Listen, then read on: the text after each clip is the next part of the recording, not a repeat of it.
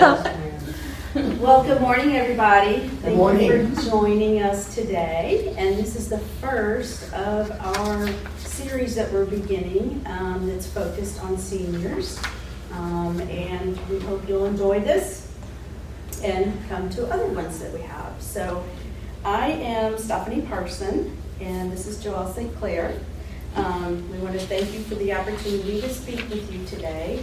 I'm actually a certified senior housing professional, and it's a great honor to have the opportunity to talk to you today. So we're going to share with you some steps to simplify what we call a downsizing move, or what some might call right-sizing. And we've provided a handout for each of you, so feel free to take notes as we cover the material. I'll leave some time at the end to, if you want to ask any questions, or if you have anything specific on your personal situation, we'd be happy to talk with you after the meeting or schedule an appointment with you. The material we're covering today was written by Nikki Buckaloo. She is the founder of the Seniors Real Estate Institute and has over 20 years of experience as a realtor specializing in seniors real estate. So again, my name is Stephanie Parson. I'm a licensed realtor with Keller Williams Realty West, and I've been assisting individuals and families in buying and selling for over 18 years. And I have a couple of my former clients here. Thank you guys for coming. She's excellent. In the last several years, I found myself working more and more with older adults, and it led me to seek specialized training in the area. So I've committed myself to helping simplify the downsizing process for those who find themselves needing to transition to a more manageable residence or senior community. So Stephanie and I have worked together for about 8 years, and so we've created a new company called Mature Move Solutions. And our goal is just to educate seniors and to help them through the downsizing process however we can. We'll help if you just need help with one or two things, or you need help with the whole process. We're here for that. So today we're talking about 5 steps to downsizing. So the steps are: 1, creating a plan; 2, communicating with family and friends; 3, surrounding yourself with professionals; 4, dealing with a house full of possessions; and 5, celebrating your new lifestyle. I know which one everyone's Number interested 5, in. by the way. So the first question we must ask is, why downsize? There's lots of different reasons that people have, but we think that there's 3 primary reasons: social engagement, health and wellness, and the house becomes a burden. So studies have shown that people who stay active and engaged socially and intellectually live healthier, longer, more satisfying lives. When you talk to someone who is active and they're doing well, and they're, they're 83, 93, 103, they'll tell you it's because they stayed active. Even if they were retired, they found ways to get involved. And living in an environment that supports that engagement and that activity can really help make that engagement easier and more manageable. So in addition to staying socially active and reducing stress, a key component to successfully aging is proper nutrition and exercise. And living a sedentary lifestyle contributes to increased risk of disease, falls, hospitalizations, and changes in our appetite with age can cause nutritional deficits, leading to poor health. So all of these are important areas to focus on. So by living in an active adult community, providing meals, most people will find that they experience increases in their energy, decreased illness, fewer doctor visits, and an overall positive outlook in life. Reason number 3, the house becomes a burden. And this is a big category for a lot of people. So as we age, sometimes managing the household becomes a burden. Sometimes we are left by ourselves. We're no longer have the support of a mate, and may not know how to fix things and repair things, and things break. So, but with the burden of taking care of the house comes stress, and with stress comes exhaustion, overwhelm, and these eventually turned into health challenges. So by reducing the burden of a home, it is either a home that's either too large or requiring upkeep. It frees up the time and energy for you to focus on things that you enjoy. For most people, having to deal with having the house painted, an overflowing toilet, or bad plumbing is using energy that could be used in other places that are more enjoyable. And unfortunately, many seniors find themselves making a reactive downsizing move rather than a proactive move because they're already experiencing a decline in health or well-being. This is why step one in the process is about creating a plan in advance. So, step one, we're going to talk about create a plan that fits your lifestyle and future needs.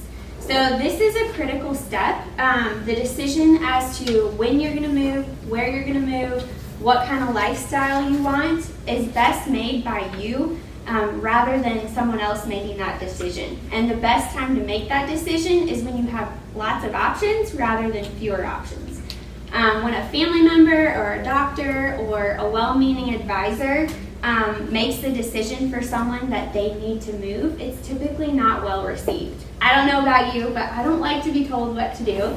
And if I am told what to do, I want to have a little bit of say in that decision. So step one is so important. Create the plan, be actively engaged in the research, the interviewing, the decision-making process as to where and when you're going to move. So questions to consider. What type of lifestyle do you need or want now and in the future? Where do you stand financially? And what is necessary to prepare for a future move? So, not sure where to start, today is a perfect place. You don't have to move today, this year, or even next year. What you do need to do is to think about it. Maybe you think you don't want to move at all, and that's fine. A lot of people feel that way. But the question is, what if? What if you need to make a move or are forced to make a move? And you want to make that decision yourself rather than having someone else make it for you. So if you want to make the decision yourself, you need to prepare and have a plan in place. A few considerations to look at your options are current and long-term health, social interaction desired, transportation either now or later, and hobbies and interests that you have or want to pursue. So it can be quite confusing when you're trying to locate and find out information about the senior living options available. And this is a reason why a lot of seniors like working with us, because most realtors aren't familiar with the 55 plus communities or the independent assisted CCRCs. So today we're just going to touch on each of these a little bit. There's lots of research that you can do, so we're just going to be do a basic overview of them. There's lots of different styles, shapes, sizes, communities. Every retirement community has its own personality and its own kind of service menu, if you will. But these are the basic groupings. So the first one is independent senior living communities. So this is typically like apartments, or they're mostly rental communities. So to qualify to live here, you must be independent and you must be able to take care of yourself. In these communities, they often serve meals on site that you can take part in. If you drive, you can continue to drive. They'll usually have a parking space or a carport or even a garage that you can park your car in. If you don't drive, they also provide transportation so that you have a way to get to doctor visits and social outings. You have your own place with your own key, your own lock. You can come and go as you please. If you're going to be gone for an extended period of time, you might just let them know so that they know that you're safe and that they can keep an eye on your place for you. The next level is assisted senior living communities. And this is where someone needs just a little bit more help.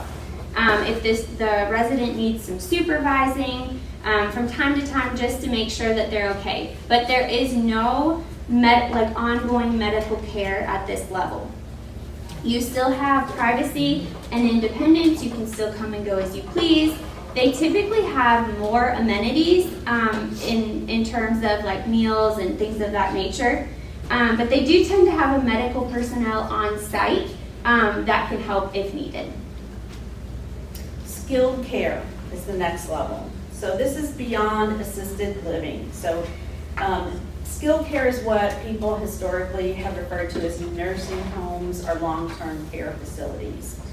In these communities, about 99% of the time, they're for people who need ongoing medical care or help. They're not age restricted, and so you may have people of many different age groups living in the communities. They're typically not private. You have people that come and go out of your room, so your door may remain open during the day as opposed to private suites or an apartment where you have privacy. So these are communities that where most people are needing round-the-clock medical supervision. The next one is a CCRC, Continuing Care Retirement Community. And these are communities that typically have all the levels of care on one campus. They may have independent, assisted living, and skilled nursing. And they're now including memory care for people who have some form of dementia or Alzheimer's or need closer supervision because they may tend to wander. Oftentimes, CCRCs require a sizable upfront investment. But the benefit to those looking for a campus is that you start out at the independent level and you're getting around well, you're fairly free to come and go as you want. But if your health declines and you need more support, then you don't have to move to another retirement community. You can stay on that same campus. So if you have a spouse and maybe they need more supervision than you do, your spouse can live in one part of the community and you in another. So it keeps it convenient and you can still have an ongoing relationship with your mate. So this is where the setup comes in financially. The expense is not as extreme as if you would need to live in an independent community and your spouse needed medical care and needed to be in an assisted or skilled nursing community. The expense for two separate communities could be quite large. When you move into a CCRC and make the initial investment in that community, it helps offset future costs of needing more care. Each CCRC has its own contract and expenses and fees. If this type of community is appealing to you, I would encourage you to meet with an advisor at the community. And as a footnote, we're going to, at our other seminars, we're going to be bringing in some marketing directors of communities to have Q&As and talk about what the differences are, talk about what costs are, and how to help pay for those different living accommodations. So as you're making plans, a lot of people say, I don't want to move into a retirement community. So, I don't know, a lot of people feel that way. And they'll say well, a bunch of old people live there, and I'm not old. So I agree with that statement because I still think of myself as 17 years old. So we all typically see ourselves much younger than we actually are. But that's great because we're only as old as we believe we are. So I say this with some caution though. Here's the caution. If you're absolutely active and independent and rocking and rolling it, things are great. And you may decide to wait before putting a plan in place. You're going to wait to decide about moving. And that's fine, but if at some point, if something happens to you or your mate and your health declines to a degree that you no longer qualify for independent living, okay, then you may ask to move in, but they may tell you, sorry, due to your health conditions, they may not be able to accommodate you. So you have to look at entering into this type of community when you're still in good health. So I want to encourage you to think ahead, not to the degree where you create, illness and stress in your mind. But if you think a retirement community is right for you, then make the move before something happens in your life to prevent you from moving there. It's a just in case. Another category is garden homes, condos, townhomes, villas, and active adult communities, okay? Retirement communities are not the only options. There are other maintenance-free retirement living options, which include the garden homes, condos, townhomes, active 55 and older communities throughout the country. And they're growing and increasing and building these facilities every day, which is great to see. There's no one better than your real estate agent who specializes with seniors to be able to help you locate and determine if those communities meet your needs. Unfortunately, we do not have in our area any of those fantastic Del Webb, Sun City type of communities here. I think that's mainly because of the weather we have. But a lot of people are familiar with them, and you may consider making a move to another state where they do have those. Florida, Arizona, some of the nicer weather states have many options with that. So step 2, communicate with your family and friends. So once you've decided what lifestyle you choose as you age or as you need increased assistance, the next step is to share those thoughts with your family. Our experience is that when clients share with their family ahead of time what their desires are, the move goes so much smoother and it's so much less stressful for everyone involved. Why is that? Well, not only does the client have a say in their decisions, but the family can be empowered to help them make those decisions should they need to step in. Now, this isn't as much asking permission as it is clarifying expectations. And although this would probably be a very difficult conversation to have with your family, it can make a world of difference when it comes time to move. I will tell you that some of our best moves with clients was when the family knew what mom and dad or mom or dad wanted. They worked together as a team to make it happen. And the more people that you have in your life that you have a relationship with, that you can confide in, that you tell about your intentions and your plans, the better off you're going to be when you move, so that they can provide you that support that you need. And then on the flip side, some of our least pleasant moves were when people didn't inform their family. They just left it to chance that their family would be able to read their minds and know exactly what they wanted. And I'm sure your family is the same as mine. We can't read each other's minds. So I'd encourage you, once you figure out where you want to go, when you want to go, maybe even where you don't want to go, that you share that information with your family. So like Joelle said, besides not being able to read other people's minds, not all families communicate effectively. I think my daughter over there can attest to that in our family. So maybe that's just our experience and not yours, but we found that clients who make decisions in advance and inform their children or support system have a much simpler and hassle-free move. If everyone is trying to do what is best and they aren't sure of their wishes, it can create a lot of stress and havoc for everyone. So again, it's not about asking for permission as much as it is about clarifying expectations and getting buy-in. Although this may be a difficult conversation to have, it can make all the difference in the world when it comes time to make a move. So have a guide called Downsizing Made Easy. I have a couple copies here. It has very detailed information. There's forms, ideas, strategies, and a lot more details that'll help you with the communication process with your family. So if you'd like a copy of the guide, let us know. And we have a couple of them here today, and if you'd still like one, we'll be happy to get it to you.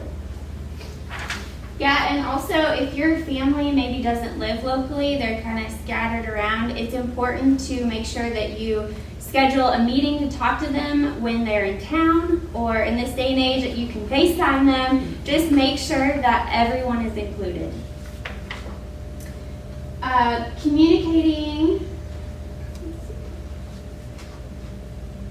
Communicating your intentions effectively is all about how you say it. So, for instance, you could say to your daughter or your son, honey, just wanted to let you know that your father and I have been doing some research.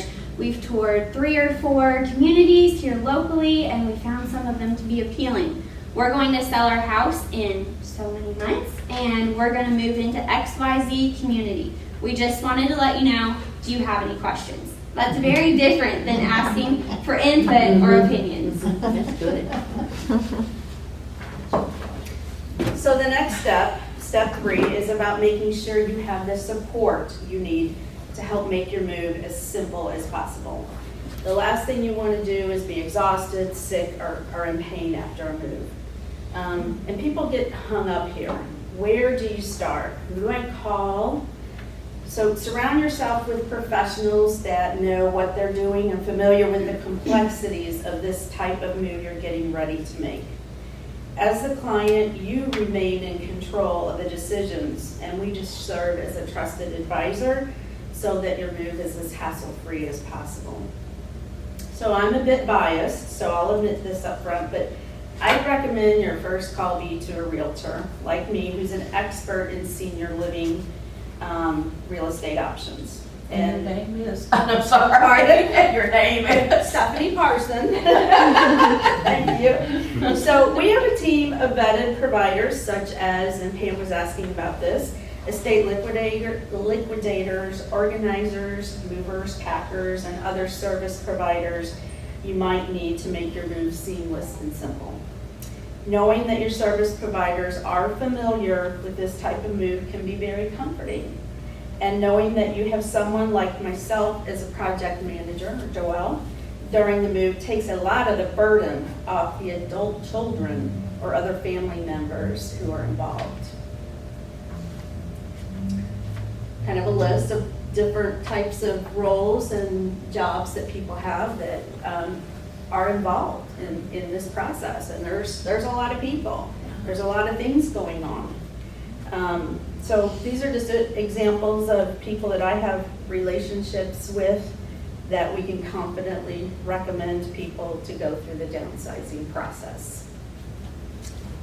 Okay, now everybody's been waiting for step 4. All right, so step 4, dealing with a house full of possessions. So one of the biggest challenges that older adults and family members have is deciding what to do with personal possessions. When someone's lived in their home for 30, 40 years, they tend to have accumulated a lot of stuff. No. And none of you though, right? One of the most common statements made by our older adult clients is, I'm just so overwhelmed. They want to make a move or they need to make a move, but they don't know where to start. So naturally, if we're working with them, we're able to connect them with those resources that they need, and we'll be their project manager to help them through it. Maybe you're in a place where you think you want to make a move, but you know it's a lot of work, and you think, how am I going to get way up in that cabinet or in the back of the cupboard, or how am I possibly going to do it physically, emotionally, time-wise? Well, the good news is that you don't have to do all that. Especially if you're moving into a smaller space. Let's say you're coming from a 2,000, 1,500 square foot home currently, and you're moving to maybe a studio or a 1-bedroom or a 2-bedroom at a retirement community. A lot of your meals are provided like we talked about. So a lot of the things in your house you're not necessarily going to need. A lot of the communities have a very nice dining room with china that you're welcome to use and have a meal with your family. They have bookshelves available that you can use and put your books on. The reason why we tend to keep a lot of stuff is because we have the space for it. We're not necessarily using it or needing it, but we found a way to tuck it away and to keep it because there's space. So we recommend just starting small. Take 15 minutes a day, go to your closet, look at your clothes, your shoes, your accessories, and just start thinning things out. Maybe you donate some of it, maybe you trash some of it, maybe you've had a pair of pants for 40 years and the elastic's kind of not so good anymore. Begin to think about the things that are important to you. Sometimes even the things that are important to us start to become a burden, and we start seeing things as clutter. And when you see clutter, you actually then have clutter in your mind. And it's hard, it takes up excess energy that you could be using on other things. So get rid of that clutter so that you can spend that energy on things that you enjoy. So we recommend starting small and begin to get rid of things naturally that you no longer need. If you've been telling family members that one day you're going to give a certain item to them someday, well, now's the time. So give it to them, the china, hutch, jewelry, other sentimental items that you want to keep in the family. And then you get to see them enjoy it still rather than waiting until you passed on. So items typically fall into 5 categories. Keep and move, donate, sentimental value, family, trash, and sell. So as you're sorting, go ahead and give away those items you want to donate or give to family members, and label or pack those things that you plan to keep and move. The best part about using estate liquidators is that they can take care of the rest for you. They know the value of what things are, and they know when things don't have value. So when in doubt, let an estate liquidator decide. I have a quick question. Sure, yes ma'am. My husband collected guns. A state liquidator, do they deal with They guns? do, they do. So they could sell them at an estate sale? Yes ma'am. Let me talk to you first. Yeah. He's coming, yeah.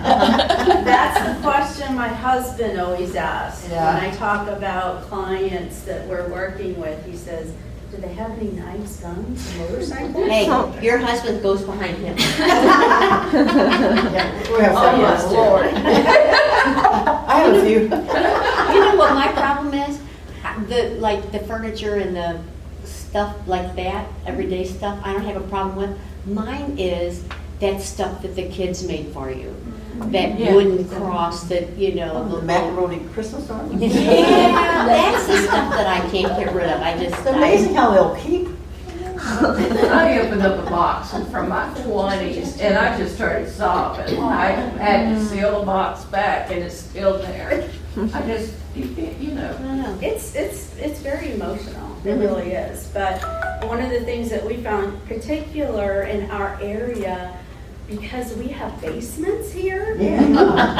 we keep everything. Okay, when you talk to people who are coming from other states that don't have basements, they're more used to purging and Maybe they got a garage. Yeah. saving those things that, you know, they really, really need. We went down there and we're like, okay, we see 4 TVs and we see a desk and we see, 6 suitcases and they're heavy, they have things in them. And she's like, I don't have any TVs down there. Oh, yes ma'am. I think your husband moved some TVs down there when they died. So. Oh my goodness. Yep.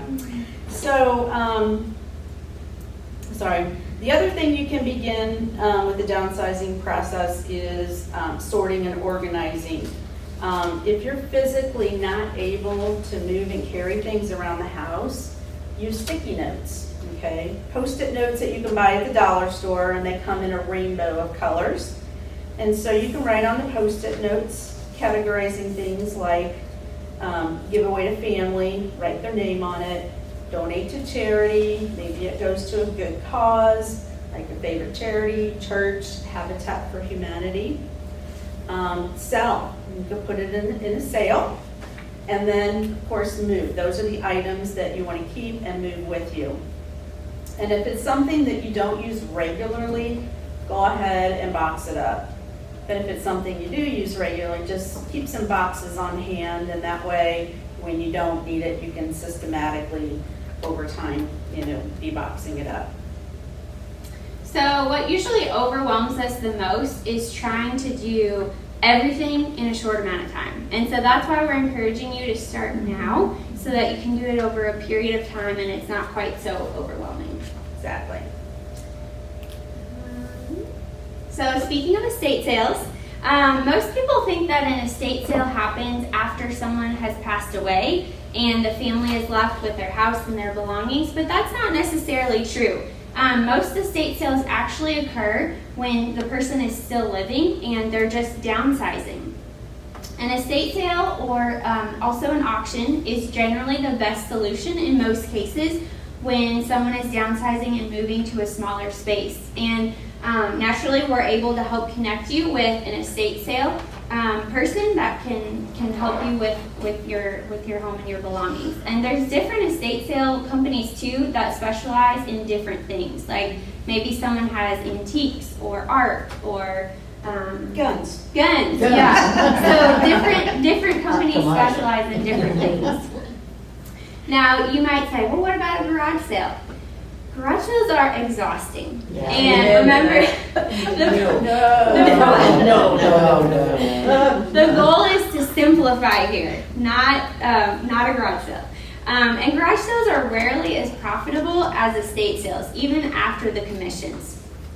When most people hear that an estate sale company charges 30% to sell their belongings, they think that that's a lot of money. But think about it. If the estate sale company can get you 30% more for your item than you are going to be able to get, haven't they earned their 30%? I think so. Garage sales are for bargain shoppers. They want to pay the absolute minimum that they can for an item. People who come to estate sales, they're a higher paying client. It just naturally happens that way. So we've seen it time and time again. People try and do a garage sale. They'll price everything, they'll put it out, and they're exhausted before the garage sale even happens. And then it happens, and they made a little bit of money, and they have a whole lot of stuff to get rid of. So we do not recommend that. With an estate sale, the company will come in, they'll pull everything out, they'll lay it out in an appealing way. People don't have to go digging through a box. They'll price it, and it will be appropriately organized and priced. At your house. At your house, yes. Yeah, okay. Yes, your house. So also most estate sale companies have a following, okay? People know that these different estate sale companies, what they specialize in. Some are like mid-century modern furniture, some are antiques, some is art. So there's a wide variety of different types of estate sale companies. So they do have a large database of people that they've accumulated over the years, and when they have a sale, they invite all of those people that have followed them around. Most people who come to estate sales, they are coming to make a purchase, not just be a looky-loo. So they know how it works, and it's very interesting how estate sales people do it at a high level. They create an environment where they get more clients in and sell more items.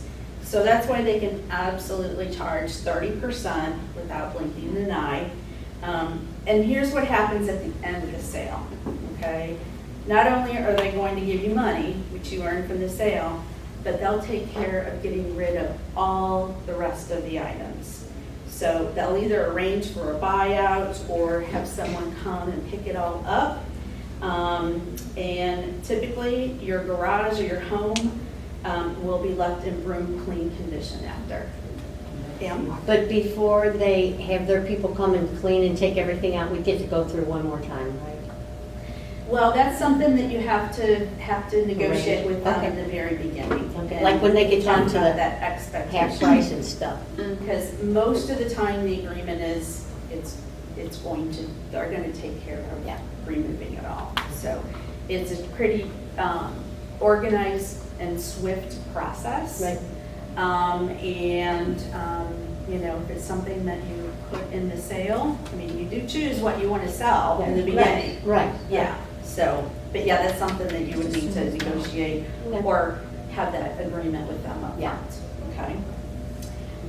It's gone. Yeah. So you show up and say, wow, that was really easy, everything's gone. And if you have a good estate sale person, you'll get as much money, if not more. Still paying that percentage of, typically they charge 30%, okay? So I'd encourage you to look at that option. They do a really good job. There's many of them out there. You can interview estate sales people. Of course, we have ones that we've vetted that we can recommend. So there are some that don't do such a great job either. So, be careful about that. They may not have the proper security and protocols in place. They may not do it professionally. They're kind of the weekend warriors that do it. And those are not the typical companies that you would want to handle your sale. The other option, if you have a lot of items, is an actual auction. So estate sale companies usually have an auction either as a referral source or someone on their team that does handle auctions. So if you don't have a lot of things and an auction at your location isn't appropriate, many times they'll bundle it together with some other people's belongings and hold an auction. The key to it is let go, let them do it, okay? And help get rid of your items and get some money for you in return. So as far as like the question that Pam asked, so a lot of time people say, I don't know what's been up there, I haven't been downstairs. They usually let you, estate sales they'll pull everything out and let you go through it to make sure that there are things in there that you may not want to sell. You want to, basically take back. So there is a provision in the contract typically that allows you to come back through and see what they've pulled out and to make those modifications. So some people will contact an estate sale company before they contact their realtor, but like Stephanie said, it's a good idea to contact your realtor first because there's a timeline that you have to consider when you're downsizing. When you think about the steps to downsizing, they have to play out in a specific order. And so you want to make sure your agent is fully involved in this. Your agent will be able to tell you how many days on the market they think your house will be, if it'll be a day, a week, a month, whatever that may be. They can also work with the community that you're moving into to determine what that move-in date will be. So think of the agent kind of as the hub. They can talk to the retirement community, the estate sale people, the movers, the packers, your family, and they can really do the heavy lifting for you and take some of that stress off of you. So that's why it's really important to choose the right agent when you are downsizing. Your senior real estate agent will tell you the truth from the beginning. They're going to be honest with you because if you choose to list your home and it is not priced correctly, you're going to be chasing the market is what we call it. And we don't want that to happen because then you're going to have to keep reducing your price, and that's not good. We want your home to sell in a reasonable amount of time for the most amount of money. And you do this by pricing your home right and also by taking care of any staging issues. So staging is just a technical word for like removing clutter is what we call it. So you may choose to do our recommendations, or you may say, no, I want to just keep it as is, and that's okay too. Then your house will just be priced according to that plan. It's also important not to let someone tell you a non-truth. Just like any other profession, there are some not great real estate agents out there, but the majority of them are great and they will tell you the truth. But some of them, they'll use a strategy to get business, And that's not right, and that's not our philosophy. So we will be honest with you from the beginning, and we'll let you make well-informed decisions. So now that you've made your move and you're getting settled in your new place, it's time to reflect and celebrate. So you've simplified your life and you've created space and time to do more of what you enjoy. Maybe it's time to pick up that hobby that you didn't have time before you retired, start volunteering someplace, and just, have fun at what you're doing and enjoy. So the last step is taking care of yourself. Paying attention to how you feel is very important. Your emotional energy and your nutrition. So it's critical to stay well rested, eat right, stay hydrated, and you can spend a whole day sorting and packing and forget to eat. So the moment you realize that, you need to stop and eat and drink something. No. So lastly and most importantly, communicate your feelings with your family and friends and with the professionals around you. So I can't tell you how many times I sat with clients on their sofa and they share their emotional stress they were under while making a move. So it's a lot physically and it's so much more emotionally, as many of you have already mentioned, and you need that support system there. So it depends on where you're at in life and what's going on. So it can be maybe you have lost a spouse or you've gone through some emotional or physical challenges yourself, and this is very taxing on your emotions and you're having to make a lot of decisions. So they say moving at any age is one of the top stress factors in life. And so it's natural for you to have emotion and some energy that's been shifted around this process. So pay attention to those emotions. Don't worry about them, but pay attention to them and address them. Maybe you keep a notebook nearby and a couple times a day just jot down some notes. Think about, how am I feeling today? How am I handling this?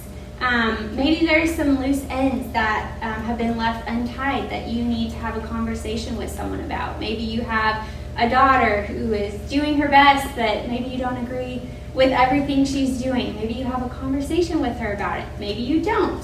But the more that you're able to get those feelings out in either paper or in conversations with family, the better off that you'll be. It can make the difference between the person you are at the end of the move, whether you need a counselor or whether you're able to enjoy your new lifestyle and start traveling and enjoying those hobbies that you have. So again, instead of using your emotional energy on dealing with depression or anxiety or frustration, use that for things that you enjoy.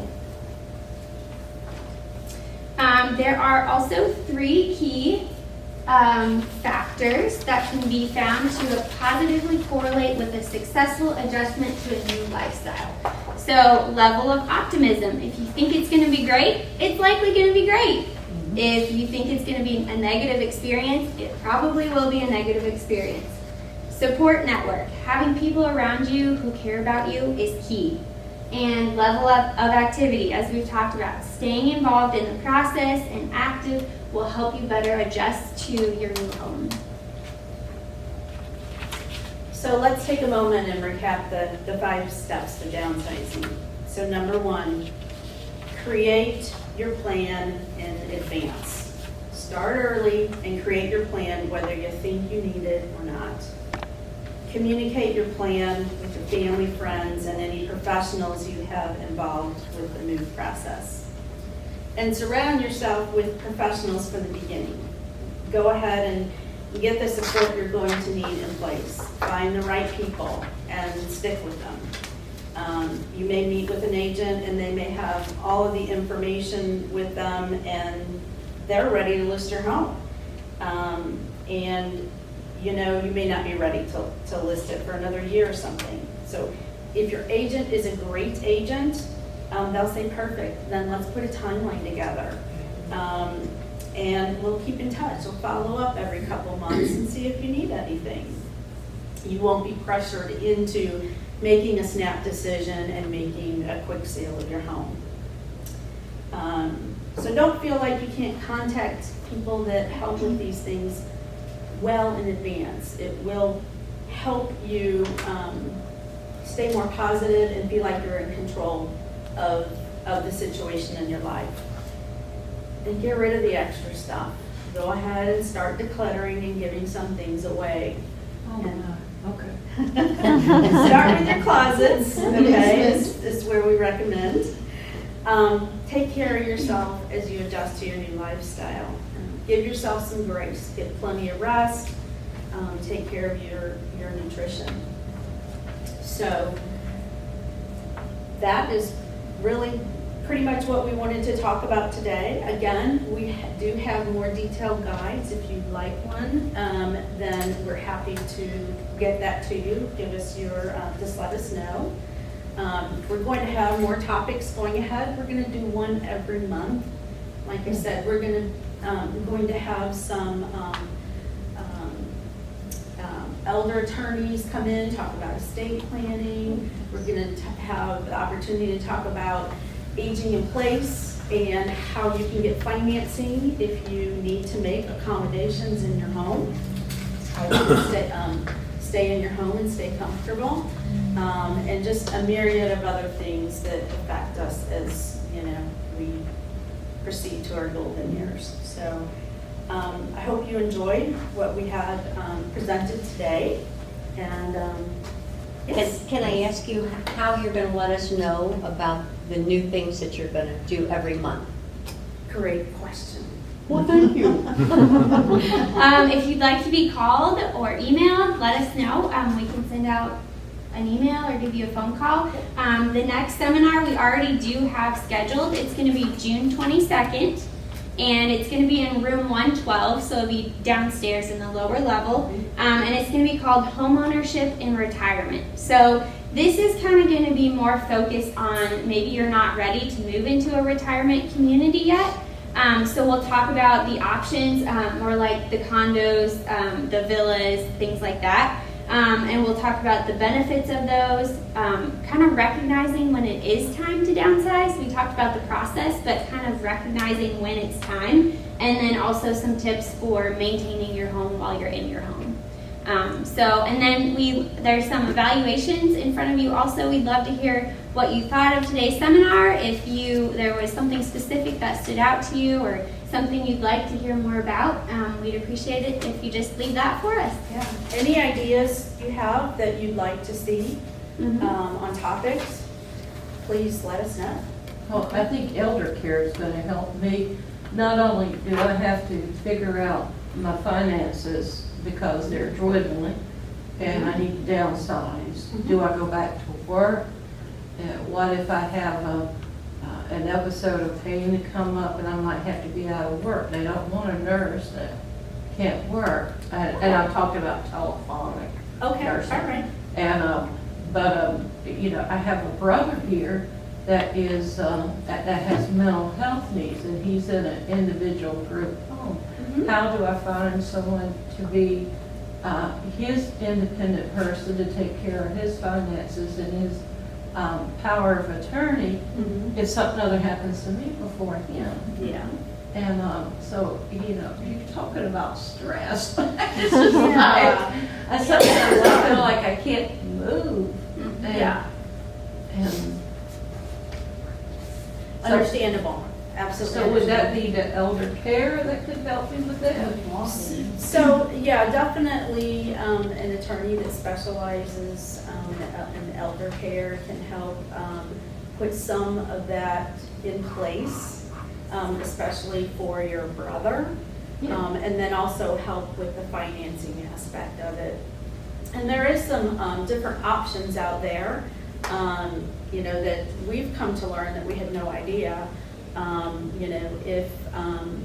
If you have a military background or you're a spouse of a veteran, Masons, they have some benefits. I wasn't aware of that. So we'll be bringing in other people who have more knowledge than us to talk about that. So Yeah. please put your thoughts and ideas on that sheet. We'll certainly Okay. address them. Any other questions, comments? Well, we thank you for coming today. And like I said, we'll be happy to get anybody who would like a full, complete guide. Just let us know and we'll get one to you. And bring a friend next time too. Yeah, there's flyers for the seminar next month, so grab a couple on your way out. Yeah.